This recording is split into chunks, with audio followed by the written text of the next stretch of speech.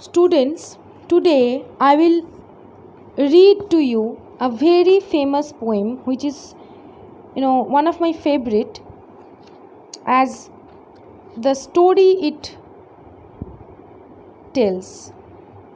It is The Sick Rose by William Blake. William Blake was one of the best poets of metaphysical poetry. And what do I mean by the metaphysical poetry? Metaphysical poetry means a poetry where the physical desire, the need of physical desire, the importance and the outcome of negative physical desire is described. And he is best known for his two set of poems, Songs of Innocence and Songs of Experience. And Songs of Innocence is a journey of a person from his birth to the point he loses the innocence. The idea of innocence, where the nature is represented in a very nice kind of a way, in a harmless way. But when we turn into an experienced person, our innocence is gone. We lose our innocence. We experience harsh reality, the harsh side of nature, the dangerous side of nature, which is not at all beautiful, but at the same time can't be avoided, can't be denied by us. We cannot deny the dangerous side of nature, which tries to devour us, which tries to destroy us. It is inevitable, like life and death. When a child is born, he is innocent, he doesn't know anything of the world. To him the world is beautiful. He grows up, he sees things in his own way. But at the time of his experience, when he starts to experience, when he becomes an experienced person, the darker side is revealed to him or her. So this poem, The Sick Rose, you can see there is two word, sick rose. Rose is a very beautiful flower in its beauty and its smell. It's kind of an addictive to people. It is loved by every person on the earth. Rose is a Rose is loved by everyone. But the word sick means it is ill, it is not well, it is not in his original condition. When a rose, we can see a rose, a red rose or a pink rose, a white rose, it is beautiful, it is perfect, there is no fault in it. But when it becomes sick, there is some darker things we can see behind the sickness of the rose, and that is experience. This poem belongs to the set The Songs of Experience. And why is it sick? How it becomes so sick? That's what he discussed in the poem. And the rose is actually an innocent person who was once innocent but turned into an experienced person with difficulties, with disease, with faults, with destruction, with slow destruction in his body and mind. And that's what we become when we experience. We slowly lead to death, to destruction. O rose, thou art sick, the invisible worm that flies in the night. O rose, you are sick, you are ill. Why? Because an invisible worm which cannot be seen in human eyes, it flies in the night, in the darkness of night, so we cannot see it. In the howling storm, when there is wind is blowing so hard, it is like a storm and is howling, it is expressing its anger, in a loud voice, in a howl like voice, has found out thy bed. The worm has found out the rose's bed. Rose's bed means here rose's body, the body of the rose, of crimson joy. Your body, which is red in color, and it is full of joy because it is new, it is pure, it is untouched. It has taken birth, it has just taken place in the whole world. It has just became a flower from a bud. It is newborn, it is pure like a newborn baby, it is beautiful like a newborn baby, it is unharmed, it is untouched, it is pure, it is full of happiness and his dark secret love, and the secret love of the worm.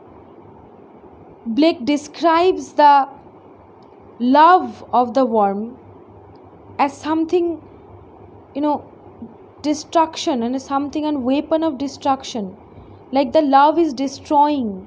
Why? Love is something that creates us, that supports us, that makes us a better person. So why is this love described as dark or destructing? Why?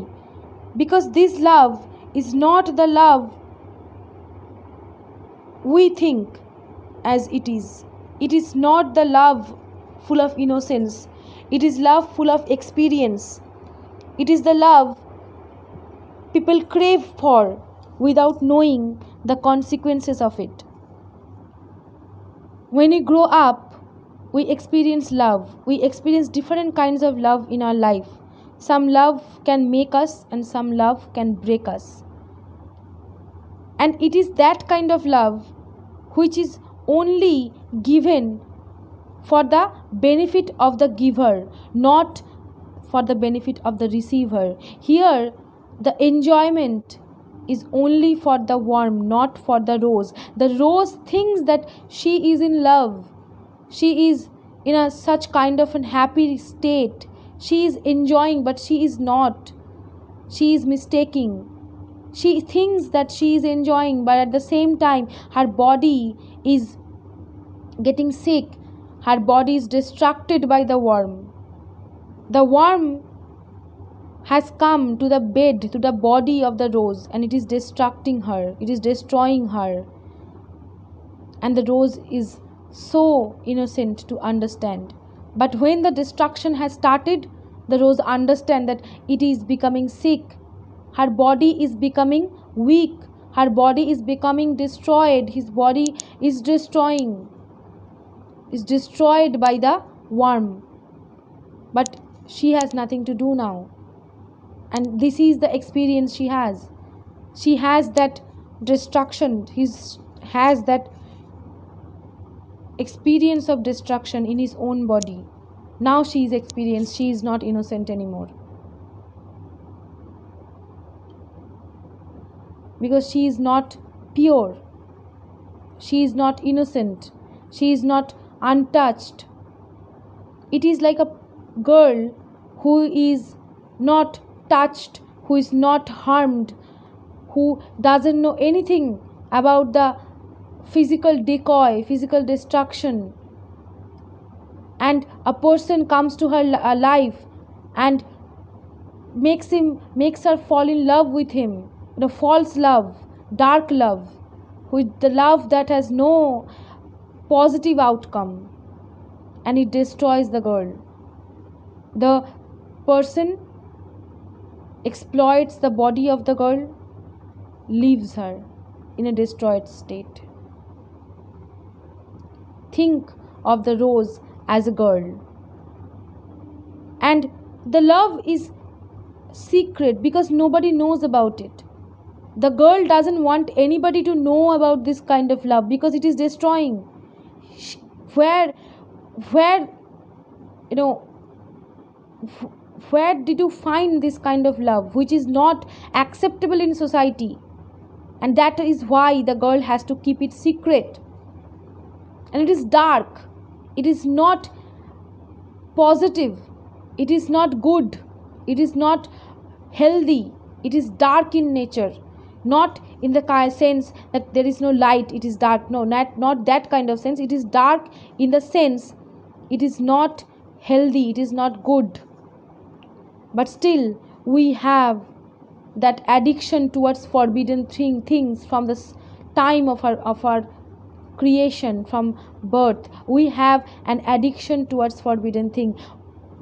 We try hard to keep ourselves far away from the forbidden things, but we still get attracted towards that. We go like a fly goes towards fire, even though she knows or he knows that the fire will destroy her.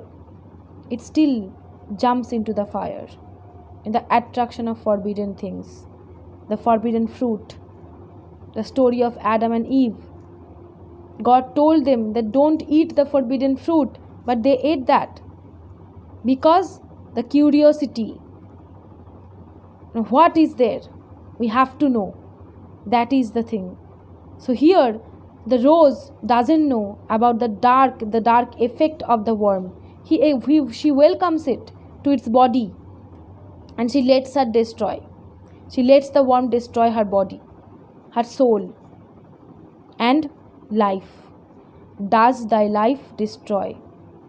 The worm destroys your life, the rose's life. And the journey from innocence to experience is completed. The rose was not experienced at the beginning. He was innocent, she was innocent. And when the worm has found out the rose's body and tries to destroy her, tries to her, eat her petal, eat her body, the journey towards innocence, from innocence to experience, is completed. And that is the whole essence of the poem which I have just discussed with you.